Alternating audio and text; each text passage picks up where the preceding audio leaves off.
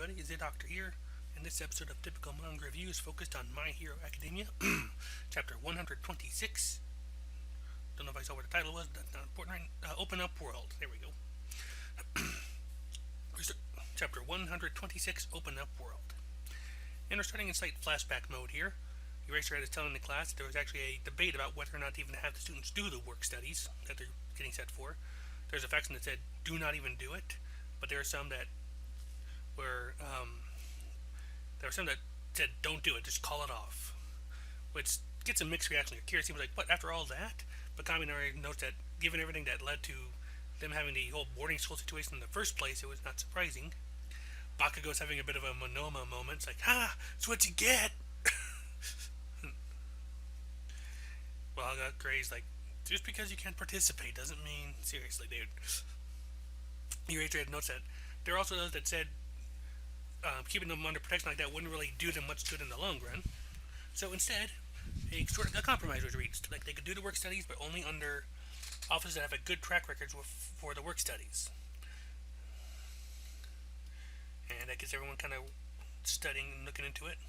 A little minor note as well as in this flashback, you see Kaminari playing with Ojiro's tail, just fluffing it or something.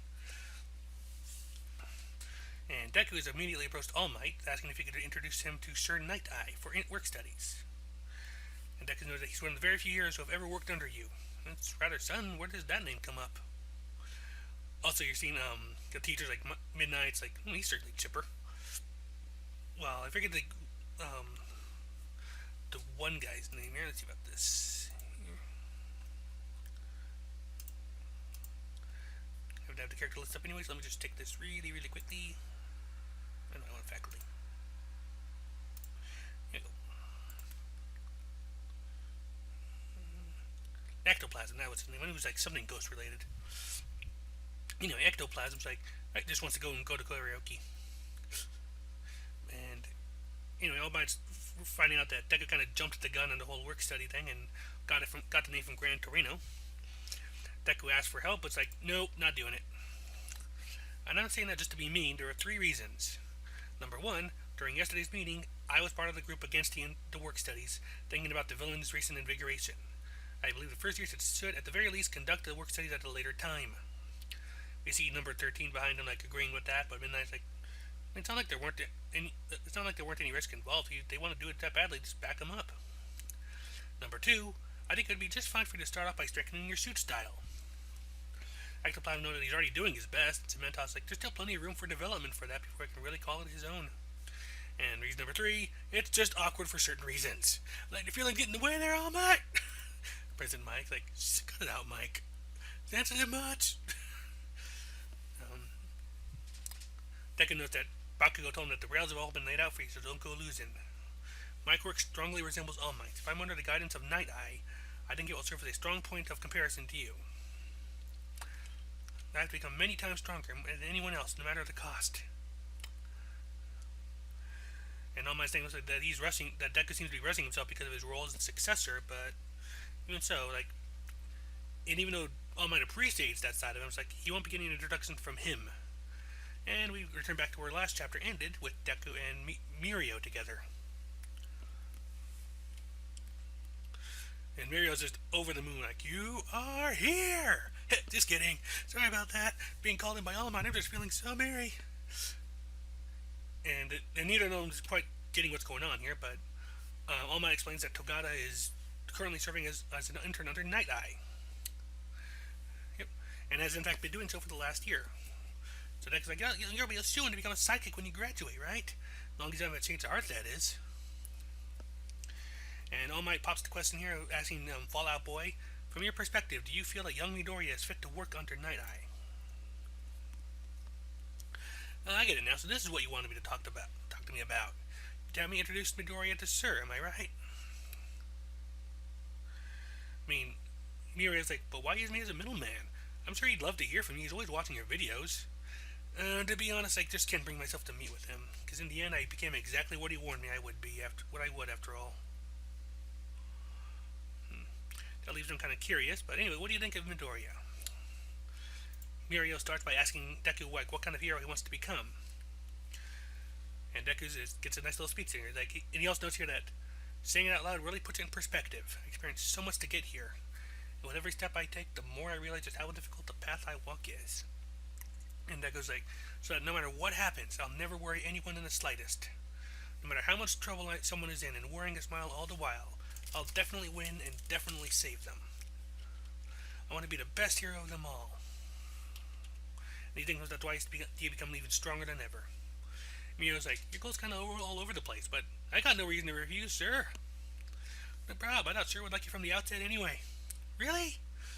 And we see All Might flash back to the principal showing him Togata's information. Like his grades, the principal explained that while his grades are nothing special, like quite the opposite, he's got an impressive presence and there are constantly voices of laughter ringing around him. His marks are among the worst, but that smile of his will never be exterminated. He more than fits the bill for your description of a great hero, does he not? And that moment thinks of, had he not met Midoriya, that would have been the one.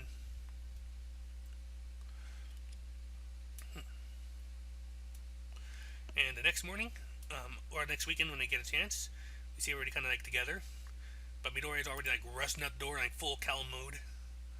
Um, Todoroki and Bakugo have got their special grading courses, and Bakugo is being himself. Well, Todoroki's just focusing on catching up to everybody. Kaminari is wondering if they're gonna go to Yaoyo Rozu's study session, but Kirishima's out. Minato's just wondering what he's gonna use for his pleasure today. Kaminari's like, we all got our own lifestyles. And after an hour on the train later, Fallout Boy and Deku are at Sir Night Eye's office. And Deku's like intimidated by this, but like, don't be formal. Don't be formal now, that won't get you anywhere. I didn't tell you this before, but Sir is quite strict. Oh, I'm well aware. He's tough on both himself and others. He's a hero famous for doing his job with a stoic demeanor. Even from the other side of the screen, his sharp glare sent a chill down my spine. Well, there's that, but Sir has another side of him that he doesn't show to the media. If you don't want to be turned away at the front door, from now until you're finished talking with Sir, it's absolutely imperative that you make him laugh at least once. That goes like, what? What does that even mean? Make him laugh? You see, Sir is, despite his looks, or maybe because of his looks, above all else, he holds humor in high regard. The most I can do for you is an introduction. Sir will be the one to decide whether or not you'll be of use to him. I want to help as much as I can, but from here on out, you've got no choice but to make Sir acknowledge you himself. It's a little late to be asking this, but why are you being so good to me about this, even though we just met? And Mirio's response to that, not as if I was trying to be good to you, but you've got a crazy objective and you're doing your absolute best to realize it. If there's someone in trouble or needs help, meddling in their affairs is standard protocol for a hero, right? And now, just beyond that door, if you wish to become stronger, then you must open it by yourself. On the other side of that door, we're seeing a girl in a midriff exposing Mega Man style outfit, who is listed as Bubble Girl, and was designed by a fan art contest winner. And he's telling about apparently the warehouse where Overhaul and Shigaraki fought. Damage to the building was quite severe. It would be reasonable to do some sort of conflict occurred. Most likely negotiations broke down. At this point, Supermoto Sir Night Eye is like, Bubble Girl, it is my belief that a society without humor and liveliness has no future. But wait, the report was so long, so no, please stop. And at that point, that is the exact moment Deku opens the door to the office of Sir Night Eye. Hey there, I brought you the first year I told you about today. And they walk into Supermoto having Bubble Girl trapped to a tickling machine. Neat, it seems you can let out quite the loud voice after all. Which leaves Deku wondering just what the hell kind of place is this?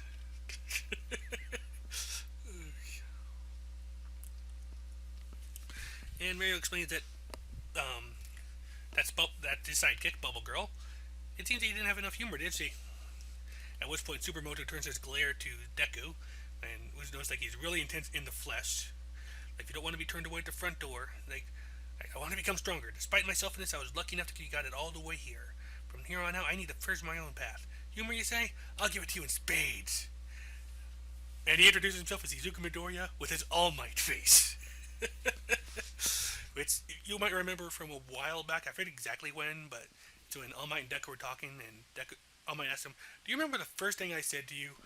And he does it in All Might face. "Eat this." No, not that. And so he delivers the All Might face. Bubble Girl, I can't tell if she's just stuck on her own. There's like recovering from the tickle hell. Mirio's jaw has dropped. Deku apparently practices in person like for years because of his admiration of All Might. And Deku's like, if he can't do it with this, then he's got no chance. At which point Sir Night Eye is like, "Are you making fun of All Might?" At which point All Might faced Deku's like, "Oh crap," and we were like, "Oh, he slipped up." And that is where the chapter ends. And I'm going to say right now, I sincerely believe that we're looking at some kind of anti-cliffhanger. You know, the kind of thing where like anyone who's watched old Doctor Who, like I have, for example, will know exactly what I'm talking about. Story ends. There's this big, dangerous thing that looks like it's happening, only to end up being nothing whatsoever. He'll probably end up finding it hilarious, either because he has the gall to make fun of All Might in the first place, or because of whatever falling out or whatever went on between them. So that's my theory. I think Deku has at least somehow succeeded, or at the very least, not irrevocably set himself back at worst. He's gonna be with Night Eye at some point here. And one thing I noticed here is like, because I'm using the manga stream translation because I'm doing this on the weekend, is there was a change in the translation. When All Might is telling Deku about why he won't do the introduction, initially he says the third reason is, "We broke up, so I can't." It's awkward. Now it just says, "for certain reasons." So I'm wondering now if "we broke up" was not quite what it meant to sound like. Like they weren't not in a shipping sense, but more in a how do I put it? Like they just like left each other on bad terms. Because that does seem to run contrary with what we're seeing here, where Mario's talking about how he's watching all the videos of him and all that stuff. But it seems Mario did warn him about what he was going to kind of wind up as, and All Might did exactly that. So we got something going on there for sure.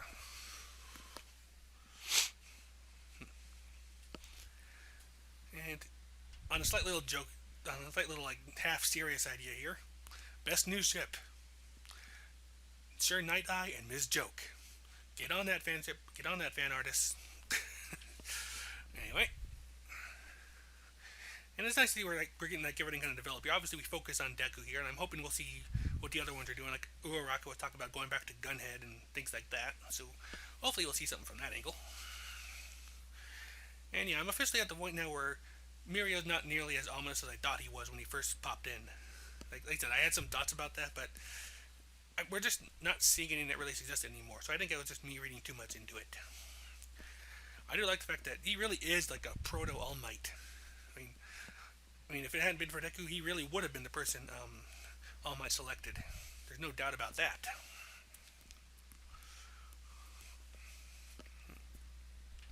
And you can exactly see why, too. Because he's exactly the kind of person All Might would be. Kind of makes me wonder now what kind of grades All Might had in school. Like, was he also kind of a dunce in grade-wise? I could see that.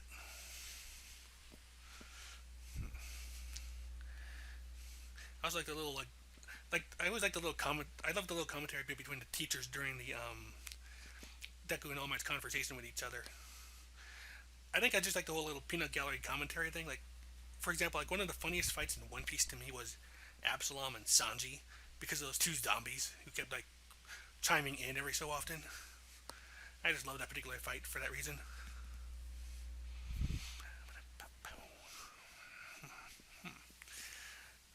Let's see. I'm trying to think if there's anything else I really need to bring up here, but I think running back at it, we've got everything kind of covered. I'm wondering if we'll see anything with Bakugo and Todoroki. That little odd couple ought to be funny to watch. It's interesting to see Deku, like he really has become serious about this more, I think, than ever before.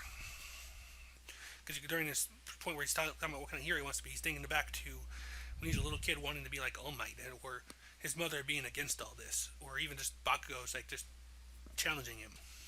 So definitely got something to go with there. But I think I had the points that I could think of at least for wanting to mention on here. Also, it seems like they're kind of like swinging back a bit here. Also, like Deku seems to be aware that people have compared him to All Might. like as far as quirk goes. So don't know. I don't think anybody but who doesn't know about the possibilities will make the connection that he and All Might are actually connected. Or if they are, they'll probably come up with the same illegitimate son thing that Todoroki did.